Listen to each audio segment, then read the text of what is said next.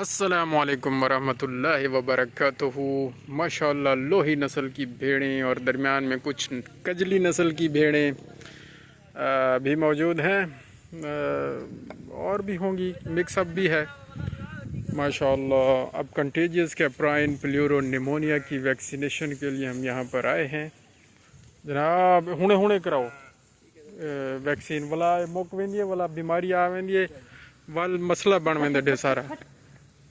जज़ाकल्लाह Khaira, very good. भेड़ों में ज़ाहिर है ऊन होती है बड़ी मोटी ताज़ी, और इनमें ये जुएँ और चिचड़ और मेंज और एलर्जी और ख़ारिश के मसाइल होते हैं। और इनमें ज़्यादा मसला एक हेमोंकस कंटोर्टस एक वर्म है उसका होता है, और एक और भी होता है जिसको क्या कहते हैं यार, नोज़ यानी नाक के अंदर एक मक्खी, ख़ास किस्म की मक्खी है, वो अंडा देती है, फिर लार्वी बनता है, उससे फिर इनकी दिमाग में वो एक लार्वा अंदर पैरासाइट बन के अंदर चला जाता है और दिमाग की सोजिश कर देता है। तो इसको गड कहते हैं आई थिंक। तो फिर छींकें बहुत ज़्यादा आती हैं, ज़ुकाम होता है, और सर्कलिंग डिज़ीज़ की अलामात आती हैं। ख़ास तौर पे भेड़ों में, बकरियों में भी ये मसला होता है। तो उससे बचने के लिए मक्खियों से बचाना चाहिए। मक्खियों के मौसम में इन भेड़ों को साफ़ सुथरा रखना चाहिए। नाक पे जब मक्खियाँ बैठें तो इनकी नाक की सफाई, हाइजेनिक मेजर्स का ख़ास ख्याल रखना चाहिए। तो वो कहाँ रखते हैं ये फार्मर्स हमारे बेचारे, कुछ रखते हैं कुछ नहीं रखते। बहरहाल ये अल्लाह ताला का एक निज़ाम है कि अल्लाह ताला ख़ुद ही बहुत सारी चीज़ें, जैसे हमारी बहुत सारी कोताहियाँ माफ़ हो जाती हैं और अल्लाह ताला माफ़ फरमा देते हैं। वरना हम भी तो रोज़ाना बहुत सारे ऐसे जरासीमों से हमारा वास्ता पड़ता है कि बड़े ही ख़तरनाक होते हैं, और अल्लाह ताला हमें महफूज रख लेते हैं। तो ये जानवरों को भी अल्लाह ताला महफूज रखते हैं। बाकी है कोशिश हाइजेनिक मेजर्स को इंसानों को बेहतर करना चाहिए, और जानवरों के ऑनर्स को जानवरों की हाइजेनिक मेजर्स यानी सफाई सुथराई का निज़ाम बेहतर रखना चाहिए।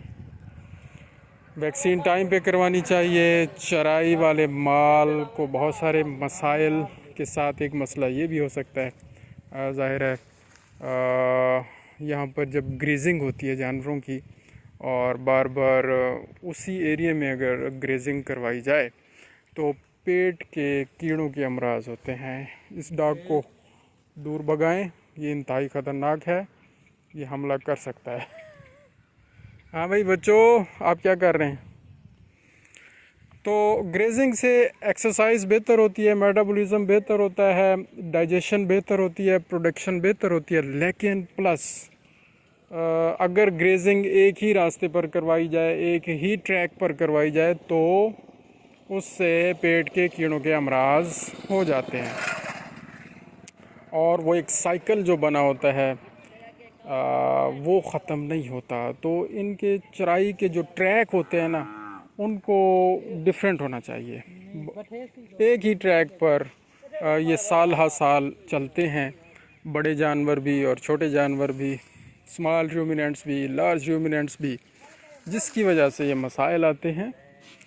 बहरहाल ज़ीरो ग्रेजिंग यानी बंधे हुए जानवर, उनके फिर अपने नुकसानात भी हैं और फ़ायदे भी हैं। फ़ायदा यही है कि उनमें फिर हम जो राशन देंगे, जो वंडा देंगे, जो पास्चर देंगे, जो फीड देंगे, जो फाडर देंगे, वो हमारे कंट्रोल में होगा, वो साफ़ सुथरा होगा, वो बेहतर होगा। जो पानी इनको दिया जाएगा वो फ्रेश होगा, वो ताज़ा होगा। लेकिन जो चराई वाला जानवर है, जो ग्रेजिंग पे है, रास्ते में कहीं जौहड़ आ गया है, नहर आ गई है, रिवर आ गया है, तो वो पी लेते हैं जानवर। पानी कहीं फ्रेश होता है, कहीं नहीं होता, कहीं गदला होता है। और इसी तरह पेट के कीड़ों के अमराज और जिगर के कीड़ों के अमराज, मसलन वो क्या कहते हैं, फेशियोलियोसिस या फेशियोलियोसिस यानी लिवर फ्लूक यानी जिगर के कीड़े, ये हो जाते हैं। इन स्मॉल रूमिनेंट्स में भी ये मसला है। اور اسی طرح لارج رومیننٹس میں بھی یہ مسئلہ آتا ہے. تھوڑا سا ایک ڈفرینس ہوتا ہے پیراسائٹ کا، لیکن ہوتا ہے. پھر کیا ہوتا ہے جی، رطوبت رک جاتی ہے، بائل ڈکٹ بلاک ہو جاتی ہے لیور فلوک کی وجہ سے، ڈائجیشن ختم ہو جاتی ہے، اپھارا کا مسئلہ ہو جاتا ہے، اور جا کے نیچے یعنی کہ گردن کے نیچے پانی چھلکتا ہوا ایک تھیلی سی نظر آتی ہے. بعض اوقات باٹل جا والی کنڈیشن ہو جاتی ہے. تو یہ بہت ساری بیماریاں مکس اپ ہو جاتی ہیں. تو یہ مسائل ہیں، اور ان کے علاج کے لیے ظاہر ہے ڈاکٹر سے رجوع کرنا چاہیے، اور ہم ساتھ ساتھ گائیڈ کرتے رہتے ہیں. اور ان ویڈیوز کے ذریعے بھی ہمارا مقصد یہی ہے کہ یاد دہانی کروائی جائے اور کچھ ایجوکیشن میں اضافہ کیا جائے، آگاہی مہم میں اضافہ کیا جائے، اویئرنیس اپنی بھی اور اپنے مویشی پال حضرات کی بہتر کی جائے.